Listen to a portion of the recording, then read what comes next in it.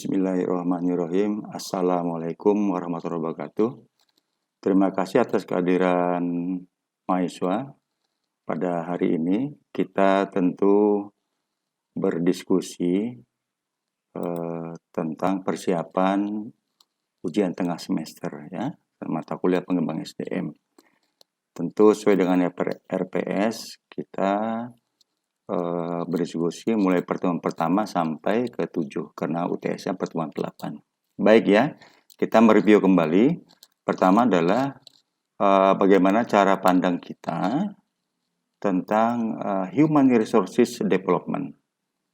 Ya, karena bahwa jantungnya kompetensi suatu organisasi itu adalah pada SDM. Kalau SDM dianggap sebagai aset, maka perencanaan SDM tidak boleh gagal. Perencanaan SDM tidak boleh gagal ya. Jadi memang harus betul-betul menjadi perhatian apabila Anda besok sudah full bekerja pada perusahaan, organisasi, maka ini harus menjadi perhatian secara khusus ya. Karena kata kunci daripada pengembangan SDM itu adalah SDM dianggap sebagai aset dalam satu organisasi. Nah, kita lihat bahwa bagaimana mendefinisikan human resources planning. Ini perlu, gitu ya. Perencanaan itu tidak boleh gagal. Kegagalan organisasi adalah kegagalan perencanaan. Jadi banyak pada organisasi kita itu gagal itu karena gagal di perencanaan. Tentu ada hal-hal yang perlu menjadikan deskripsi, mulai pengukurannya, mengidentifikasi faktor-faktor yang mempengaruhi tentang supply dan demand-nya begitu ya. Dan juga bagaimana mengidentifikasi sistem SDM pada proses perencanaan SDM. Baik, kita lanjutkan slide berikutnya. Cara pandang human resources development adalah bagaimana strategi organisasi SDM memenangkan atau mempertahankan keunggulan kompetitif. Competitiveness itu saat ini dan ke depan itu variatif gitu ya. Jadi memang karena SDM itu sudah banyak sekali yang memiliki pengetahuan yang luar biasa, maka kita berkompetisi secara sehat kepada perusahaan yang merupakan kompetitor kita begitu kan ya. Berikutnya adalah bagaimana cara pandang kita tentang core kompetensi. Kemampuan-kemampuan apa saja harus dimiliki oleh organisasi untuk menciptakan nilai-nilai dan bagaimana cara-cara yang terbaik dalam berkompetisi. Ini perlu. Didasari tentu adalah kata kuncinya adalah sumber daya manusia yang punya kualitas. Gitu ya. Baik, kita lanjutkan. Ini kita mereview kembali pertemuan pertama sampai ke-7. Dikaitkan dengan pengembangan SDM tentu kaitannya tidak bisahkan dengan organizational culture. Bagaimana memberikan nilai-nilai, value, dan kepercayaan pada tenaga kerja. Jadi tidak boleh pimpinan organisasi, pimpinan tenaga kerja, mulai dari level mungkin supervisor sampai kepada manajer, atau mungkin sampai kepada direktur utama, begitu kan ya. Kalau kita lihat dalam organisasi, ada tenaga kerja yang paling bawah, ada supervisor, di atasnya juga ada asisten manajer misalnya, di atas asisten manajer ada manajer, di atas manajer ada asisten direktur, di atas asisten direktur ada direktur, para direktur, dan di atas direktur ada juga direktur utama begitu ya. Itu lebih kurang tingkat-tingkatan yang lazim dalam satu organisasi. Nah, kita lihat bagaimana organisasi itu memberi kepercayaan kepada para tenaga kerja yang ada dalam satu organisasi. Tentu ini harus diberi kepercayaan penuh. Apabila diberi kepercayaan penuh, maka harapannya tingkat produktivitas karyawan itu memiliki kuantitas dan kualitas yang baik. Jadi ini menjadikan salah satu pertimbangan-pertimbangan bahwa mempercayai tenaga kerja tingkat bawah itu sangat diperlukan begitu ya. Nah, berikutnya adalah bagaimana memperhatikan hasil-hasil daripada tentu kalau berproduksi dalam satu produk atau jasa diharapkan dengan kualitas yang tinggi, kualitas yang baik, bahwa ada hubungan yang sangat signifikan antara peningkatan SDM dengan hasil yang dicapai. Jadi ada input, ada proses, ada output, ada outcome gitu ya. Jadi memang menjadi pertimbangan-pertimbangan yang kita harus membuka mata, mendengarkan juga berbagai pendapat, bukan hanya internal tapi juga eksternal gitu ya, agar organisasi kita semakin kuat, agar organisasi kita apabila terjadi pengembangan SDM juga akan menghasilkan sesuatu yang terbaik.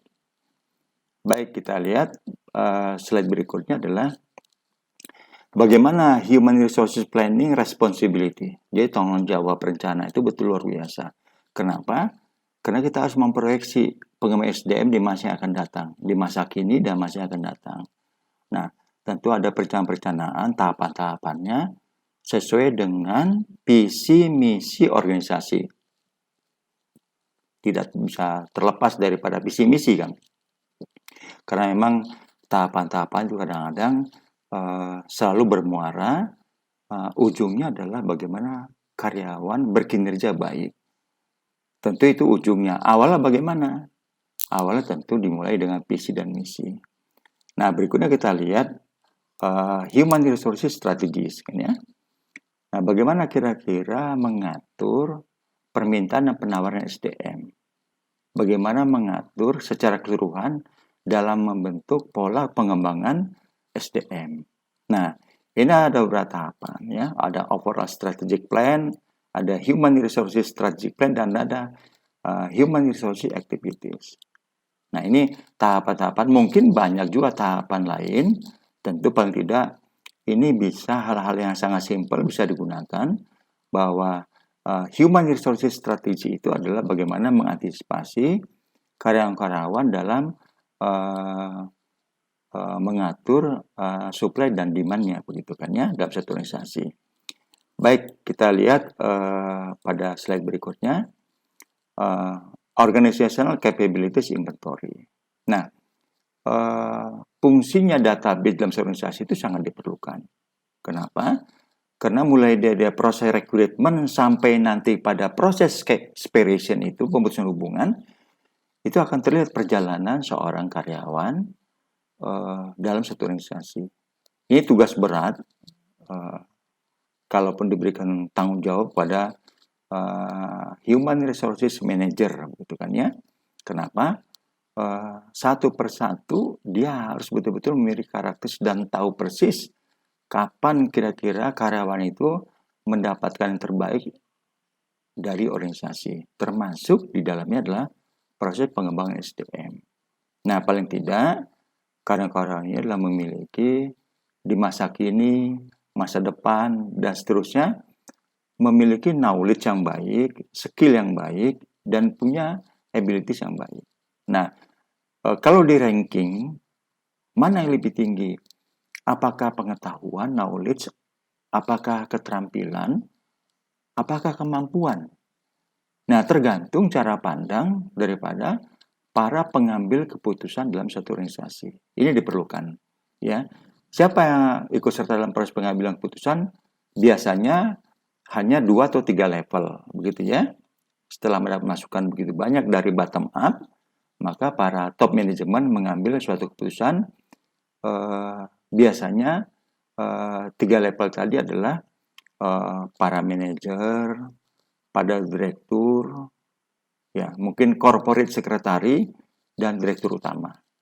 Ini adalah top manajemen yang kira-kira bagaimana membawa arah organisasi itu semakin baik. Karena memang tentu pengembangan SDM ini adalah sesuai dengan visi misi tadi, juga kemampuan organisasi.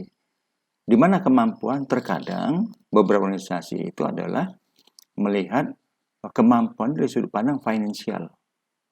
Karena pengembangan SDM itu membutuhkan dana yang tidak sedikit. Juga membutuhkan satu komitmen. Kenapa? Karena diharapkan dengan pengembangan SDM bahwa SDM pada satu organisasi itu bisa terlihat performance-nya, kinerjanya, begitu kan ya. Nah, ini perlu menjadi perhatian bagi para pengambil keputusan. Nah, kita lihat berikutnya adalah bagaimana keberhasilan pengembangan SDM. Ya. Nah, tentu kemampuan SDM ini tidak statis, begitu ya, tidak berhenti begitu. Karena pengetahuan dan keterampilannya harus diupdate secara berkelanjutan. Pertama, kemampuan personal atau personal capability. Yang kedua adalah kemampuan organisasi, organizational capability. Yang ketiga adalah kemampuan perusahaan, corporate capability. Nah, yang keempat adalah kemampuan SDM, people capability, dan selanjutnya kemampuan perbaikan sinkronisasi, organizational attitude. Ini diperlukan, begitu kan ya. Dan berikutnya adalah kemampuan organisasi, tentu organizational capability ini menjadikan hal yang paling utama, begitu ya, paling utama. Dan berikutnya adalah kemampuan kesadaran organisasi, organizational awareness. Nah, ini yang sangat perlu, begitu ya, sangat perlu. Baik, kita lanjutkan. Kalau kita mengadopsi slide berikutnya, ini adalah tentang bagaimana Kementerian Pendidikan dan Kebudayaan itu komitmen dengan pengembangan SDM dalam suatu negara, begitu kan ya. Beliau menggambarkan dari para pengambil keputusan di kementerian mencoba bahwa perlu karakter dan kecakapan SDM abad 21 dan seterusnya, begitu kan ya. Kita lihat ada to know, to do, to be, to live together, gitu ya. Itu yang betul-betul menjadikan dasar bagaimana pembelajaran itu di abad 21. Nah, kalau kita lihat cara pandangnya ada flexibility, inisiatif, leadership, social skill, cross culture, productivity, accountability, dan lifelong. Nah, ini yang menjadi beberapa indikator begitu yang menjadi diperlukan karakteristik kecakapan SDM pada abad 21. Tentu intinya adalah bagaimana dipengaruhi dengan learning and innovation skill, ada life and career skill, dan saat ini mungkin dan seterusnya digital literasi ini diperlukan bagi semua orang, semua anggota organisasi, bukan hanya berkualitas dalam skala lokal, regional, nasional, tapi juga berkualitas juga sampai kepada dunia internasional. Nah, pemahaman sekarang aspek digital, medsos yang begitu hebat, begitu ya, ini menjadi faktor penentu. Ini yang luar biasa bagi kita, begitu kan ya, yang harus khususnya mungkin Anda yang masih berusia sangat muda, ini diperlukan suatu komitmen, knowledge yang betul-betul mumpuni, begitu kan, skill yang luar biasa, ya, jadi juga attitude, sikap, begitu ya, itu yang perlu dibutuhkan ke depan, begitu kan ya. Nah, ini kita lihat berikutnya bagaimana bahwa yang sangat sederhana, training and development itu adalah hal-hal yang mudah, begitu ya kan. Pelatihan pengembang SDM itu saat ini hukumnya wajib bagi perusahaan atau organisasi untuk ikut serta dalam kaitan dengan perusahaan-perusahaan yang ingin berkualitas, begitu kan ya. Karena apa? Diperlukannya ada komitmen, kompetensi, transformasi. Jadi level top management harus betul-betul memperhatikan. Juga bagaimana diperlukan adanya hard kompetensi dan soft kompetensi. Nah, tentu juga keterbukaan dari para pengambil keputusan tentang employee obsolescence, employee turnover, affirmative action, technological change, gitu ya. Diperlukan keterbukaan dari para pengambil keputusan yang harus diberikan, diketahui oleh para employee dalam suatu organisasi. Nah, ini beberapa yang menjadikan acuan, paling tidak ujian tengah semester adalah pertemuan pertama sampai pertemuan ke-7.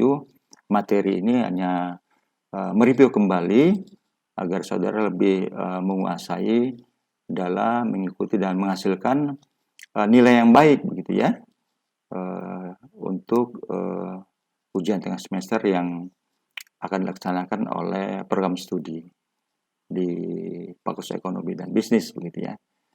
Baik, gambaran-gambaran umum itu sudah saya sampaikan. Mudah-mudahan Anda mengerti dan paham begitu ya, dan mudah dipahami begitu ya. Tergantung sekarang kembali kepada komitmen Anda, memahami pengetahuan, memahami ilmu. Ini diperlukan suatu hal-hal yang terbaik yang bisa Anda berikan kepada diri Anda sendiri begitu kan ya. Ini yang sangat perlu gitu. Baik, dari saya cukup sekian gitu ya. Dari saya nanti saudara bisa belajar lebih lanjut dan diharapkan hasilnya mendapatkan hal yang terbaik. Terima kasih atas kehadirannya. Billahi taufiq wal hidayah. Assalamualaikum warahmatullahi wabarakatuh.